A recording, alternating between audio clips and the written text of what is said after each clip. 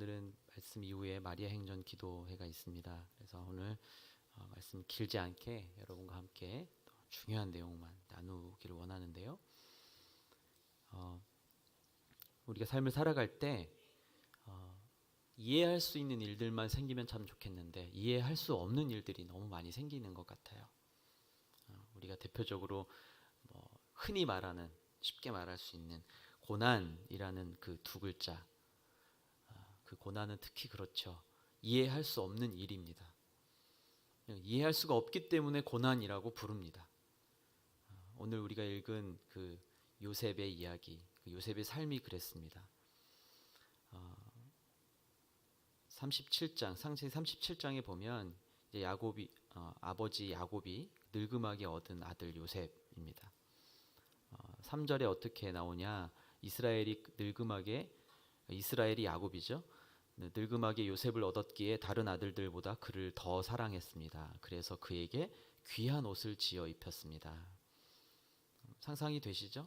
늙음하게, 좀 늦게도 아니고 늙음하게, 기준이 어디부터가 늙음하긴 기준은 모르겠지만 어쨌든 늙음하게 요셉을 얻었기 때문에 다른 아들들보다 그를 더 사랑했다. 그래서 그에게 귀한 옷을 지어 입혔다. 우리는 이렇게 기록된 말씀으로 보고 있기 때문에 이 요셉의 이야기가 어떻게 끝난 줄 아시죠?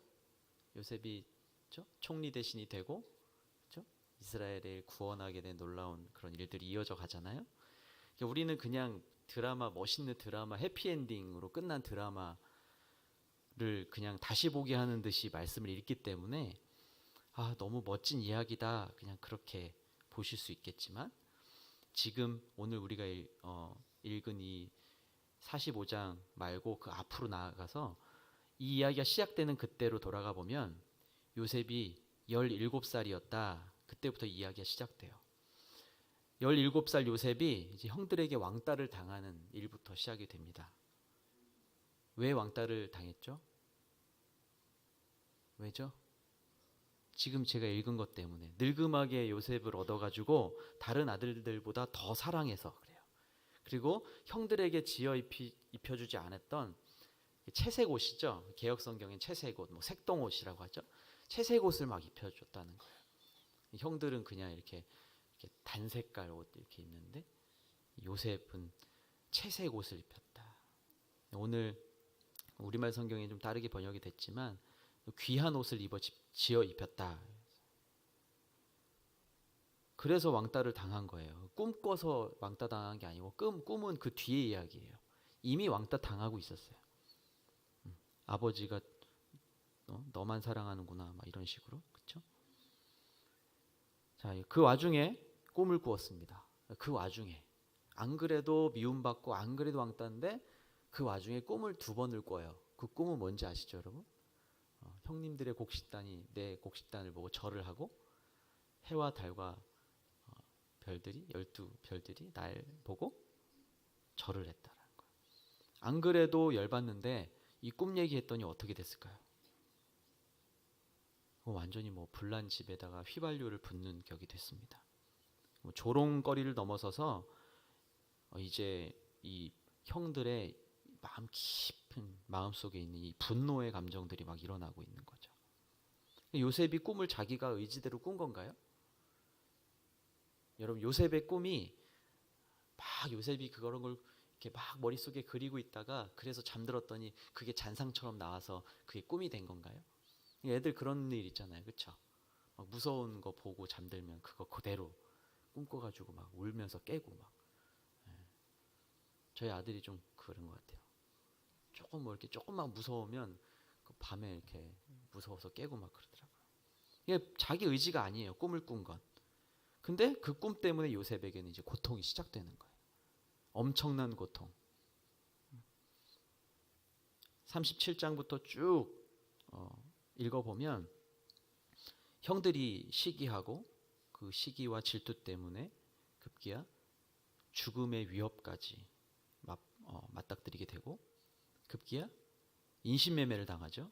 그렇죠? 인신매매를 당하고, 물론 미디안 상인을 통해서 구출당한 것 같긴 하지만 엄밀히 말하면 인신매매예요. 그리고 노예 생활을 합니다. 그리고 성범죄자가 되는 누명도 씁니다. 그리고 감옥에서 살아요. 그리고 배신의 세월을 보냅니다. 몇 년간 보냈을까요? 13년간 보냈어요. 13년. 13년간 이런 시절을 보내는 거예요. 그리고 이제 뭐 그 긴 이야기들을 다 할 수는 없지만 이제 요셉이 진짜 그 꿈대로 이게 뭐 월드컵의 꿈은 이루어진다 뭐 그런 게 아니고 진짜 자기가 꿈대로 자기가 이제 총리 대신이 되어서 형들이 와서 엎드려 고개를 숙이는 일을 맛보는 거예요. 요셉이 기분이 좋았을까요? 좀 기분이 좋진 않았을 것 같아요. 다시 이 17살 때로 돌아가서 어쩌면 저는 그때 상처가 더 올라왔을 거라고 생각을 하게 됐어요. 저는 묵상하면서 그 생각을 하게 됐거든요.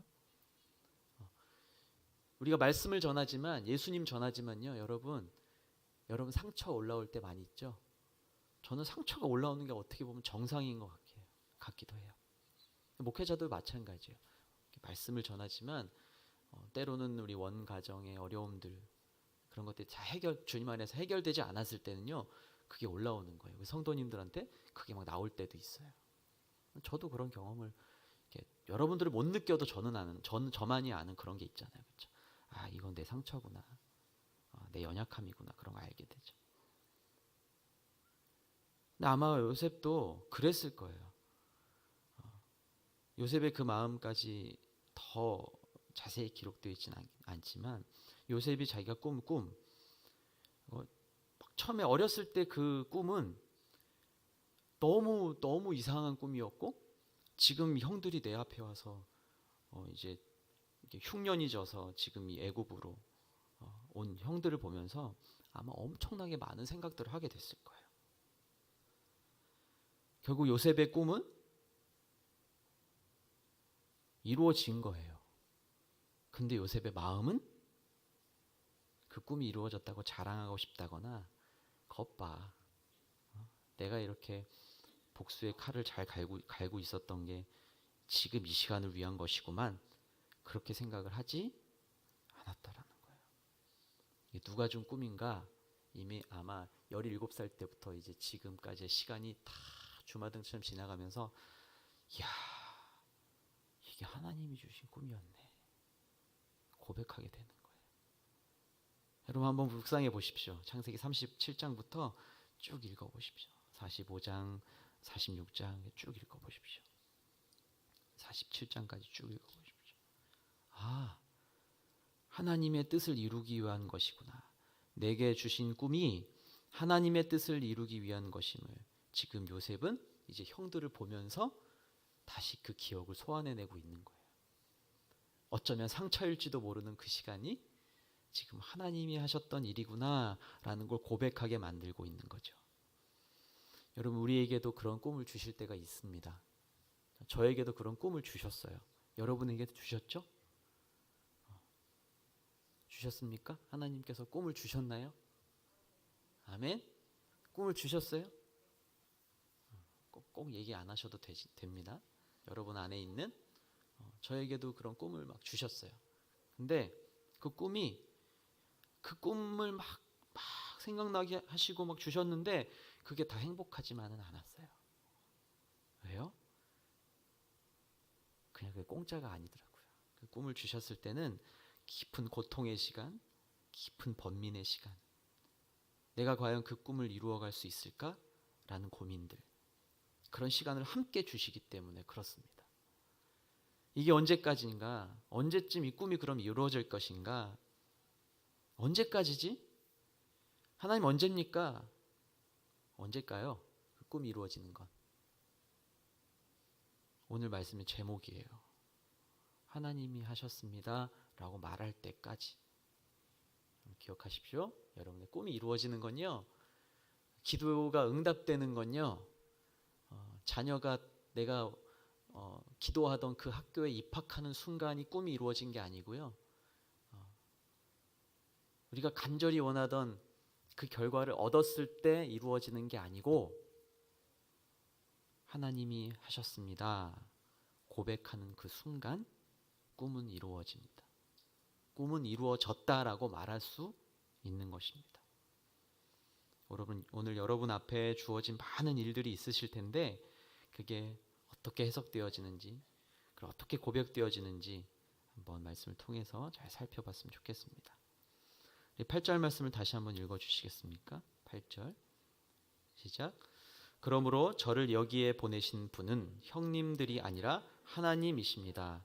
하나님께서 저를 바로의 아버지와 그의 온 집안의 주인과 이집트 온 땅의 통치자로 삼으셨습니다. 아멘. 거기다 줄을 한번 쳐주시죠. 하나님이십니다. 하나님께서 저를 여기에 보내신 분은 형님들이 아니라 하나님이십니다. 하나님께서 저를 아버지와 그의 온 집안의 주인과 이집트 온 땅의 통치자로 삼으셨습니다. 바로의 아버지. 그러니까 사람들이 신처럼 여기는 저 바로의 아버지. 자신도 노예의 신분으로 와서 이 자리까지 온 것. 근데 그 바로의 아버지. 이 땅의 통치자로 삼으셨다. 고백을 하고 있는 거예요. 하나님께서 자기를 애굽으로 보내셨다는 것이죠. 이거를 좀 멋있는 말로 바꾸면 섭리 신앙이다. 여러분, 에스더서를 우리가 그때 주일 말씀을 통해서 하나님의 섭리에 대해서 계속 말씀을 드렸죠. 하나님께서 보내신 것이다. 에스더의 고백이 뭐였죠? 이때를 위한 것이 아니야. 내가 나를 보내신 것은 바로 이때를 위한 것이 아니냐. 섭리신앙. 우리가 숱한 연단 가운데 인생의 참된 의미를 깨달은 사람만이 할 수 있는 고백. 하나님께서 보내셨다. 하나님께서 하셨다. 너무 쉬운 말인데 너무 우리가 쉽게 하는 말이기도 해요. 하나님이 하셨어요. 그래도 돌아서면 그래, 하나님이 하신 건 맞지만 내가 이만큼 노력한 것도 맞지, 이렇게 생각하고 싶은 게 우리의 마음인 것이죠. 자신을 미디안 상인에게 팔아버린 그 형제들을 포함해서 모든 것은 수단이고 도구였을 뿐이고 인생을 이끈 힘은 하나님이셨다라는 고백을 지금 요셉이 하고 있는 거예요. 좀 우리가 주목해서 볼 것은 여기 우리말 성경에는 그러므로 이렇게 번역이 되어 있는데 개역 성경에는 그런즉 이렇게 번역이 되어 있습니다. 그리고 표준 세번역 성경도 제가 읽어보니까 이게 원어에 좀 더 가깝게 풀어서 번역을 한 것 같은데 8절이 이렇게 돼 있어요. 그러므로 실제로 나를 이리로 보낸 것은 형님들이 아니라 하나님이십니다. 하나님이 나를 이리로 보내셔서 바로의 아버지가 되게 하시고 바로의 온 집안의 최고의 어른이 되게 하시고 이집트 온 땅의 통치자로 세우신 것입니다. 그러므로 실제로, 실제적인 의미는 이런 뜻이에요. 사람들이 보는 그런 시선 말고 진짜 내가 여기에 있는 것을 해석해 보면 실제로 이건 형님들이 보낸 게 아니고 하나님이 보내신 것입니다. 이렇게 고백하는 거예요. 여러분, 우리가 하나님의 섭리를 깨닫는 것은요, 깨닫는 동시에 또 뭐가 고백되는가? 사명이 고백되는 거예요. 이게 되게 중요한 것 같아요. 하나님이 하셨습니다. 믿음 좋네. 그게 아니고 하나님이 하셨습니다. 하나님의 섭리입니다. 라고 깨달으면 그 동시에 우리가 사명이 발견된다는 거예요. 그래서 그걸 고백하기가 어려운 것 같아요. 하나님의 섭리입니다 고백해버리면 그 다음부터는 진짜 하나님의 일을 내가 해야 되거든요. 제가 신학교 갈 때 왜 1년, 2년 이렇게 방황했겠습니까? 저는 아니에요. 너무 가볍게 그것도. 너무 막 여기저기서 막 다양한 채널로 하나님은 날 부르시는데 내가 무슨. 저의 대답은 늘 그랬어요. 나 같은 놈이 무슨. 제가 이렇게 실제로 얘기를 했다니까요, 여러분. 저 같은 인간이 무슨. 저는 그냥 돈 많이 버는 장로나 할게요. 그 장로님은 아무나 하나? 그죠? 그런 건방진 말이 어디 있어요, 그죠? 그런 무례한 말이 어디 있어요? 제가 그랬다는 거예요. 하나님의 섭리인 거를 고백하면 그게 사명이 되기 때문에 어려운 거예요. 우리의 섭리신앙, 하나님이 하셨습니다, 하나님이 인도하신 것입니다 라고 고백하는 이 섭리신앙은요, 그냥 자기 합리화하는 게 아니에요. 단순히 내가 못한 거 하나님한테 돌려버리는 그냥 합리화하는 게 아니고, 잘 되면 내 탓이고 안 되면은 누구 탓하듯이 하나님이 무슨 어떤 잠깐 내가 들고 있었던 도구로 전락해버리는 것이 아니고, 이제 실제로 이제 진짜 깨달았다. 그게 그런 즉이라는 거예요. 그런 즉. 실제로 리얼리 그걸 외치는 게 진짜 섭리신앙 고백하는 것. 하나님이 하셨습니다. 그게 그냥 말로만 하는 게 아니고 그걸 고백하는 순간 내 사명이 발견되는 것입니다. 제가 요즘에 이렇게 산책하면서 월요일 날도 제가 이렇게 갑천 걷고 이렇게 도솔산 산도 올라가고 이렇게 혼자 이렇게 설교 이렇게 들으면서, 한 목사님, 제가 좋아하는 목사님이 설교, 다니엘서 설교였는데, 그 인생은 무엇인가, 인생은 해석이다. 말이 너무 많이 멋있는 거예요. 어제 그저께 들었던 말씀인데, 인생은 해석이다. 우리가 어떻게 그거를 해석하느냐에 따라서 우리는 사명자가 될 수도 있고 전혀 사명과는 상관없는 삶을 살아가게 될 수도 있다. 제가 이제 장례를 여러분 집례하다 보면요, 여러분들 장례 예배 함께 참여하시잖아요. 장례식장에 가서 이제 장례 예배를 목사가 가니까 뭐 당연히 예배하러 가는 거게 다른 일 하러 가는 거 아니잖아요, 그렇죠? 장례 집례를 하다 보면 많은 그 기적들을 경험을 하게 돼요. 크고 작은 여러 가지 많은 일들을 경험하는데, 최근에 그 한 장례에 갔을 때 그런 고백을 했어요. 이제 상주와 상주의 아내 되신 분이, 정말 기적입니다. 뭐가 기적인가요? 도저히 이 자리에서 지금도 꿈 같다는 거예요. 도저히 여기서 예배를 드리게 될 줄은 내 평생 몰랐습니다. 아버지가 얼마나 완고하신지, 강팍하신지 평생 기도하면서 예수님 전에도 눈도 하나 깜짝 안 했는데, 점점 죽음이 다가오면서 아버지가 예수님을 고백하게 되셨다라는 거예요. 예수님을 입으로 시인하게 되셨다라는 거예요. 그래서 이 자리에 지금 예배를 드릴 수 있게 되었다라는 거예요. 물론 그렇지 않아도 가족들을 위로한 예배는 드릴 수 있죠. 어쨌든 그 마음속의 감격이 이루 말할 수가 없는 거예요. 진짜 어떻게 우리 집안에 이런 일이 일어날 수가 있지? 어떻게 생각이나 했겠어? 지금 이 자리에서 물론 향냄새도 나고 있고, 예수 믿지 않은 사람들이 훨씬 더 많은 그 자리에 찬송이 울려 퍼지고 하나님의 말씀이 선포되고, 물론 못 알아듣는 사람들이 90%예요. 그러나 그 자리에 하나님 말씀이 이 종의 입을 통해서 선포되는, 이게 놀라운 기적 아닙니까? 제가 그 말을 들으면서요, 다시 한번 떠올랐어요. 우리가 그것이 하나님이 하신 것입니다 라고 고백하는 순간 사명이 다시 한번 발견되는구나. 제 사명인 거예요. 그렇죠? 제가 거리에 나가서 뭐 100명, 100명, 1000명, 10,000명 전도해야 그게 사명을 감당하는, 그게 아니고, 하나님이 하셨습니다. 이 기적도 하나님이 베푸셨고 지금 이 시간도 하나님께서 일하고 계십니다 라고 고백하는 순간에 제 안에 있는 사명이 다시 발견되어진 거예요. 그리고 새로워지는 것을 경험했습니다. 여러분은 어떠십니까? 추석 명절을 맞이하면 또 마음이 무거운 분들 계시죠? 제가 전에 말씀드렸잖아요. 그렇죠? 초등학교 4학년짜리도 그렇게 기도한다고. 초등학교 4학년짜리가 저를 찾아와서 그렇게 말한다. 목사님, 자기가 장손이래요. 장손. 장손이 뭔 줄 알아? 안 돼. 제사 지낼 때 제일 먼저 절해야 되는 게 장손이 돼. 아빠 옆에서 같이 따라서 절해야 되는 거야. 아버지도 믿음이 없어요.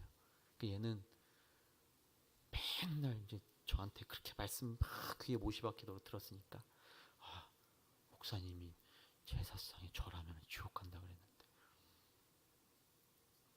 그 어린 마음에 이제 그게 걱정이 됐던 거예요. 저 어떻게 해야 될지 모르겠다고. 나중에 그 엄마도 찾아왔어요. 예배 끝나고 기도해 달라는 거예요. 4학년짜리 꼬맹이하고 엄마가 기도해 달라는 거예요. 제가 전에 한번 말씀드렸죠. 제가 그렇게 기도했어요. 하나님, 하나님이 살아 계시다면 무엇을 해도 이 귀한 어린이 마음을 통해서 무엇을 하더라도 하나님이 그 가문에, 그 자리에 이 명절 기간 동안 역사해 달라고. 두려운 마음 없어지고, 그러나 지혜롭게 다툼 없이 하나님 일하셔 달라고 그렇게 기도했어요. 이 꼬맹이가 용기를 얻어서 큰아버지한테 가서 선포한 거예요. 난 예수 믿기 때문에 절 안 한다고. 큰아버지한테, 그 집안의 제일 어른한테, 4학년짜리가. 어떤 일이 일어났을까요? 욕 먹었죠. 욕을 아주 그냥 욕을 먹었죠. 아버지도 네가 미쳤냐, 당신 애를 어떻게 가르쳤길래 교회 가던 얘가 이상해졌다. 별 소리를 다 들었죠. 근데 얘가 다툼 없이 지혜롭게 잘 식구들을 섬기면 좋겠다 이렇게 어머니께 권면을 했더니 이 어머니가 아들하고 약속을 다 굳게 한 거예요. 무슨 말을 들어도 웃자. 그리고 네가 모든 심부름을 다 해라. 엄마는 모든 허드렛 일을 다 하겠다. 열심히 한 이틀 동안 섬기고 온 거예요. 시간이 지나서 어떤 일이 일어났을까요? 너무 대단한 변화를 또 기다리시는 것 같은데, 그 믿지 않던 남편이요, 먼저 나도 한번 교회 나가볼까? 이렇게 얘기를 했다는 거예요. 그러니까 제가 지어낸 말이 아니에요. 나도 교회나 한번 가볼까? 그래서 교회를 나가기 시작했어요. 그래서 지금은 교회를 열심히 나오세요. 그리고 집안에 큰아버지, 식구들 전도하고 있어요. 그 이후의 결과는 제가 아직 못 들었는데 또 어떻게 하나님 일하고 계시지가 막 기대가 돼요. 그 어린아이의 마음을 통해, 순수한 그 마음을 통해서 하나님이 일하시면 그 집안이 예수 믿고 구원받는 거, 하나님이 그냥 못하셔서 내버려 두시겠어요? 그걸 찾으시는 거예요. 하나님이 하셨습니다. 그게 사명인 줄로 알고 발견한 사람들, 그 꼬맹이를 통해서 그렇게 일하신다는 거예요. 그렇게 사명을 발견한 거예요. 그 친구들. 앞으로 어떻게 하나님이 쓰실지 더 기대돼요. 형들을 만난 요셉의 머릿속에는 정말 어마어마한 일들이 주마등처럼 지나갔을 것이에요. 그걸 섭리를 깨닫지 못하고 만약에 그걸 믿음으로 해석하지 못했다면 지금 이 자리를 요셉이 어떻게 썼을까요? 내가 흘린 눈물 갚아줄 것이야. 복수의 칼을 싹싹 갈고 있었겠죠. 그러니까 하나님이 일하시는 일은요, 만약에 그랬다면 적어도 요셉의 손에서는 떠나갔을 거예요. 깨닫고 나니까 이것이 하나님의 구속의 역사, 이게 계속되고 있구나. 하나님은 분명히 약속의 백성들을 인도해 가고 계시는구나. 그때 내가 꾼 그 꿈이 진짜 이루어졌구나. 정말 그랬구나. 하나님이 주신 꿈이 맞구나. 개꿈이 아니었구나. 감사하며 고백하고 있는 것이죠. 하나님 오늘 우리를 통해서도 그렇게 일하고 계십니다. 아멘. 요셉처럼 대단한 일을 여러분 또 그냥 그렇게 또 생각하고 계시나요? 그게 아니라 우리 머리털 하나 하얗게 변하는 새치 하나도 보고 계시는데 하나님이 저와 여러분을 통해서 놀라운 일을 준비하고 계시고 이미 행하셨고 행해 가실 거라는 사실을 믿으시기를 바랍니다. 오늘 그것들을 경험하고 명절 때 가족들, 믿지 않는 가족들 만나고 오셔서 그 간증들을 좀 하셨으면 좋겠어요. 우리 집안은 뭐 진짜 씨도 안 맥혀 그런 집안 있으시죠? 씨를 심으세요. 씨를 심으세요. 씨도 안 맥히면 씨를 심으세요. 가셔서 진짜 요셉보단 덜 하잖아요. 누가 팔아 넘기나요, 저희? 그렇죠? 누가 노예로 끌고 가나요? 그것도 아니잖아요. 종처럼 열심히 섬기십시오. 가족들. 이상한 말 하는 분들 가끔 있어요. 이상한 말 하는 분들. 또 술도 한 잔 잡수시면 또 이상한 말씀 막 하시잖아요. 그렇죠? 사랑스러운 모습으로 따뜻한 말로 하나님이 그래도 우리 가족들을 사랑하셔요. 나한테 뭐라고 해도 하나님이 나를 통해서 일하실 것이다. 그 마음을 잘 지키셨으면 좋겠습니다. 어쩌다 보니까 여기 온 게 아니에요. 실패의 길을 걷다가 그냥 운이 좋아서 오늘 이렇게 살아남았구나. 그건 더더욱 아니에요. 하나님께서 하신 것입니다. 그게 오늘 우리에게는 더 확실하게 십자가를 통해서 증명해 주셨잖아요. 요셉은 몰랐어요. 요셉은 십자가 몰랐죠. 아직 예수님 오시기도 전이에요. 우리는 진짜 그거를 성령의 은혜를 통해서 알지만 예수님이 진짜 십자가에서 그걸 보여주셨잖아요. 증명하셨잖아요. 십자가의 사건을 통해서 오늘 나에게 그것이 이루어졌습니다. 사랑하는 성도 여러분, 우리에게 믿음의 길을 시작하게 하셨고 또 온전케 하시는 주님을 바라보길 바랍니다. 하나님이 일하시는 인생, 그거 뭐 대단한 사람만, 그건 나 같은 사람이랑 상관없어, 이런 생각 버리고 하나님께 내어드리고 거룩하게 순결하게 기꺼이 주님이 주시는 그 고난 연단을 잘 받아내면 우리 모두가 하나님께서 일하시는 거룩한 축복의 또 놀라운 성령의 도구가 될 줄로 믿습니다. 우리 모두 그렇게 주님께 쓰임받는 모두가 되기를 주의 이름으로 축원합니다. 기도하겠습니다.